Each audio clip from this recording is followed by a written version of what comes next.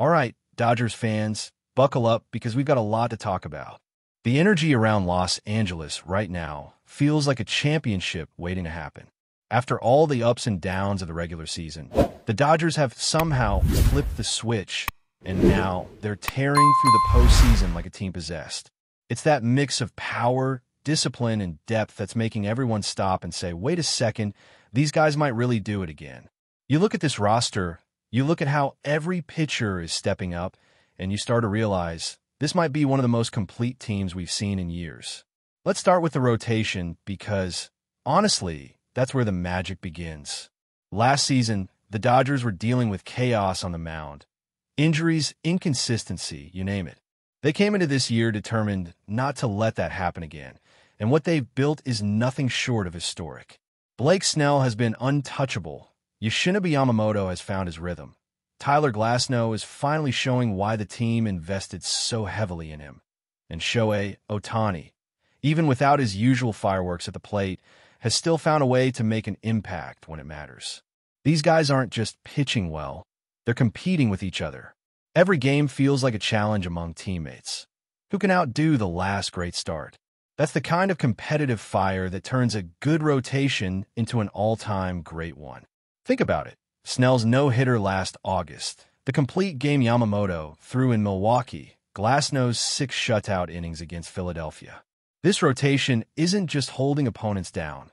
They're writing themselves into postseason history. The stats back it up too.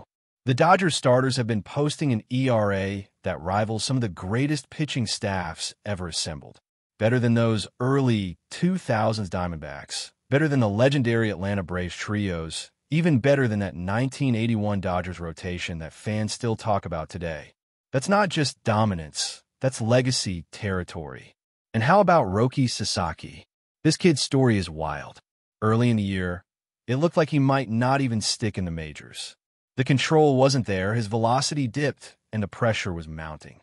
But something clicked in September, right when the Dodgers needed help in the bullpen. Their late-inning pitching had been shaky all year. Guys were struggling to close out games, and suddenly Sasaki steps in and starts throwing fire. Triple-digit heat, that unreal splitter, and the confidence of a veteran.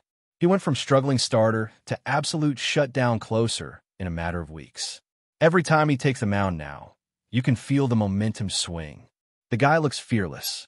Glasnow even said it himself. It's one of the craziest turnarounds he's ever seen. The Dodgers pitching development staff deserves a ton of credit here. They worked with Sasaki on his mechanics, helped him regain that whip-like motion that gives his fastball that late explosion, and once he got it back, everything changed. Now he's closing out postseason games like he's been doing it for years. That's the kind of adjustment that transforms a contender into a champion. You don't just fix a weakness, you turn it into your biggest strength. It's no wonder opposing lineups look completely out of sync when Sasaki's on the mound. But as good as the pitching has been, you can't overlook what Mookie Betts has done this year. The man reinvented himself, literally. Moving from right field to shortstop at this stage in his career sounded crazy when it was first announced. Everyone was skeptical, even Mookie himself. But he committed to it. He trained nonstop, took grounders every day, studied with infield coaches and former stars, and little by little, he turned himself into not just a serviceable shortstop, but one of the best defenders in the game. He's got elite instincts, a quick release, and somehow makes the toughest plays look routine. That alone would be impressive, but the fact that he did it while battling illness, a broken toe, and personal loss, that's the kind of grit that defines a leader. And once his health came back, so did his swing. After months of frustration at the plate, something just clicked. He stopped pressing, simplified his mechanics, and started trusting his natural rhythm again. Suddenly, he's back to being the spark plug in the lineup, the guy setting the tone between Ohtani and Freeman. When he's going, the whole offense feeds off that energy. It's not just about the hits or the power. Though he's been delivering plenty of both, it's about how he approaches every at-bat. Smart, patient, selfless. That mindset has been contagious throughout the dugout. Now, let's talk about this team's culture, because that might be their biggest advantage of all. Talent alone doesn't win championships. The league is full of stacked rosters that collapse under pressure. What separates the Dodgers is how they respond when things go sideways. You see in the way they communicate, how they back each other up, how no one ever looks panicked. Even those high-pressure moments when a game could flip with one swing. That's not luck. That's experience, chemistry, and belief. They've been through the heartbreak of early exits. They've dealt with the media noise, the injuries, the expectations, and all of that has made them tougher. You can feel it when they play. Every bunt, every defensive shift, every pitch sequence. It's like they're one step ahead. Remember that ninth inning against Philadelphia when they perfectly executed the wheel play to stop a rally? That's what winning baseball looks like. Those little details that don't show up in highlight reels, but make all the difference in October. It's the reason why, when other teams start to tighten up, the Dodgers stay calm. They've learned how to manage the chaos that comes with postseason baseball. Even guys like Enrique Hernandez, who might not have superstar numbers, embody that attitude. He said it best, talent on paper means nothing if you don't play the right way. This team plays the right way. They trust the process, they execute the fundamentals, and they play for each other. You can tell they genuinely care, not just about winning, but about doing things the Dodger way. When you mix that culture with the level of raw talent this roster has, you get something special. And let's not forget how they've handled adversity. During the regular season, this wasn't some flawless team. They went through a long stretch where they were barely above .500. The rotation was injured, the bullpen was unreliable, and everyone was questioning if they could defend their title. But they never lost belief. The turning point came late in the year when they started to click, 15 wins in 20 games, pitching finding its groove, the lineup rediscovering its rhythm. Since then, they've been unstoppable.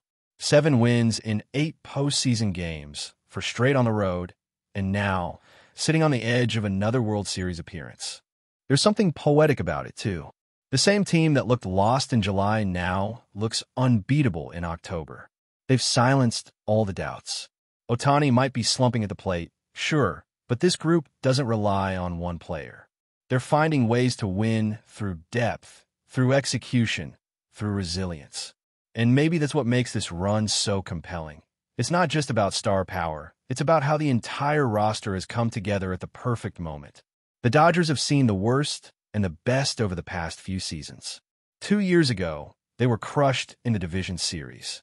Last year, they were back on top as champions. That kind of experience changes a team. You go through heartbreak and triumph together, and you come out of it stronger, more connected, and more confident. This isn't just a talented ball club anymore. It's a battle-hardened one. When they take the field now, there's this quiet confidence, like they know exactly who they are and what they're capable of. And if there's one thing this postseason has made crystal clear, it's that the Dodgers are not just winning. They're evolving. Every game feels like another chapter in a redemption story, where the mistakes and heartbreak from past years have built the foundation for something far greater. You watch them play now, and there's this sense of inevitability, like every player knows his role and every inning is part of a bigger picture. It's not luck, it's not coincidence. It's the result of planning, patience, and an organization that never stops pushing for perfection. What stands out most is the balance. Some teams live and die by their offense. Others depend on their pitching. The Dodgers, though, have found a rare harmony between the two. Their pitching sets the tone, their defense backs it up, and the offense just keeps finding ways to deliver. Even when a guy like Ohtani isn't at his peak, someone else steps up. Maybe it's Freddie Freeman driving in key runs, or Mookie Betts making a spectacular play at short, or one of the role players coming through with a clutch hit. It's never about one star carrying the load. It's about a lineup that grinds from top to bottom. That approach is what's made them so dangerous this October. Look at how they dismantled the Reds, total dominance. Then they handled the Phillies, who were supposed to be one of the most complete teams in baseball, and they made them look ordinary. Now against Milwaukee, the Dodgers haven't just won. They've controlled every moment. They've taken the crowd out of games early. They've kept pressure on opposing pitchers, and their starters have been nearly flawless. When you combine that with the fact that their bullpen has turned into a weapon again, you start to understand why so many analysts are saying this team might be untouchable. And yet, What makes this even more impressive is how close it all came to falling apart. Back in mid-season, when the rotation was in pieces and the bullpen couldn't hold a lead, fans were frustrated, the media was critical, and it felt like the Dodgers might be running out of answers. But they didn't panic. Instead, they trusted the process. They leaned on their development system, got healthy at the right time, and made smart adjustments. Sasaki's transformation from struggling starter to dominant closer didn't happen by accident. It came from a mix of data, coaching, and belief. The same goes for Yamamoto, who went from inconsistent early outings to throwing a complete game shutout in one of the toughest parks in baseball.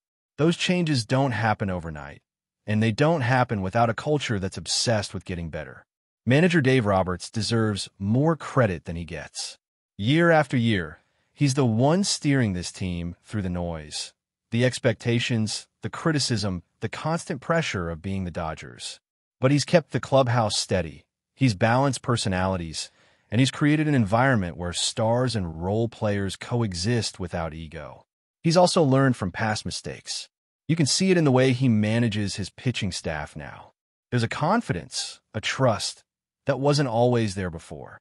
He's letting his starters go deep when they're dealing. He's using the bullpen with precision, and he's not afraid to mix things up if it helps the team win. It's the kind of leadership that's often overlooked because it's not flashy, but it's absolutely vital. And you can tell the players buy into it. You don't see finger pointing. You don't see anyone checking out mentally when things get tough. Instead, there's unity. Guys like Betts and Freeman set the tone, but everyone else follows it. Whether it's Glasnow staying locked in between starts, Sasaki taking extra bullpen sessions, or the bench players keeping the energy high, there's this collective sense of purpose. Everyone's pulling in the same direction. And maybe that's what separates this team from so many others. The Dodgers have always had talent. That's never been in question. But now, they've got something deeper. They've got identity. They've got chemistry. They've got that intangible edge that you only see in teams built to last. Watch how they carry themselves in big moments. No panic, no theatrics, just pure focus.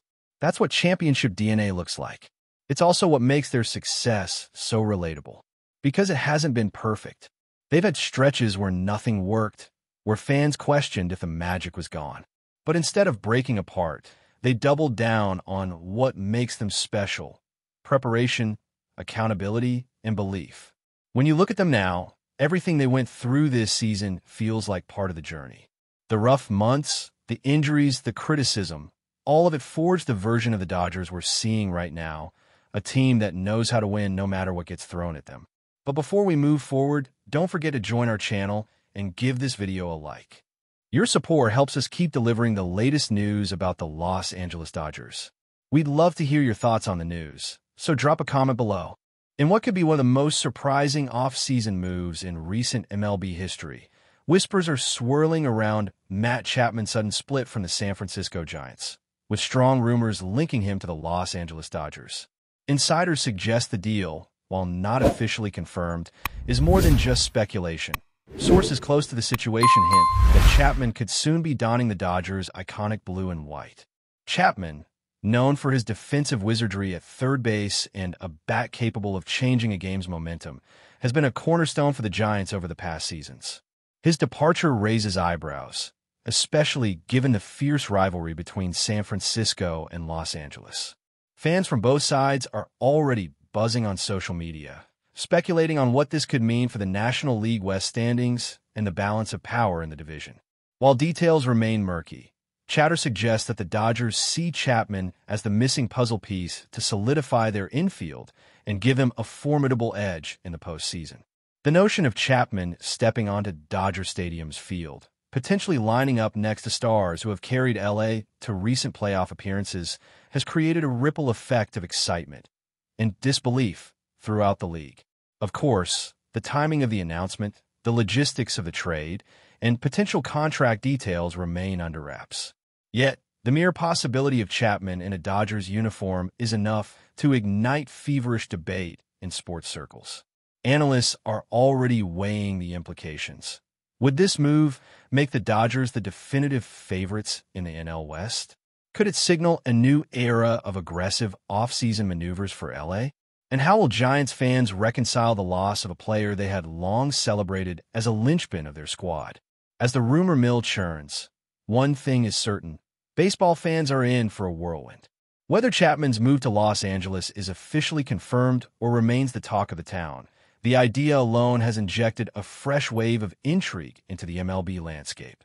All eyes will be on Chapman and the Dodgers in the coming days, as speculation teeters on the edge of reality, promising drama, headlines, and perhaps the start of a bold new chapter in both the player's career and the Dodgers' championship ambitions. That's all for this update. If you enjoyed the video and want to stay up to date with exclusive news about the Los Angeles Dodgers, be sure to subscribe to our channel and hit that like button. We always appreciate your comments and feedback. See you in the next video.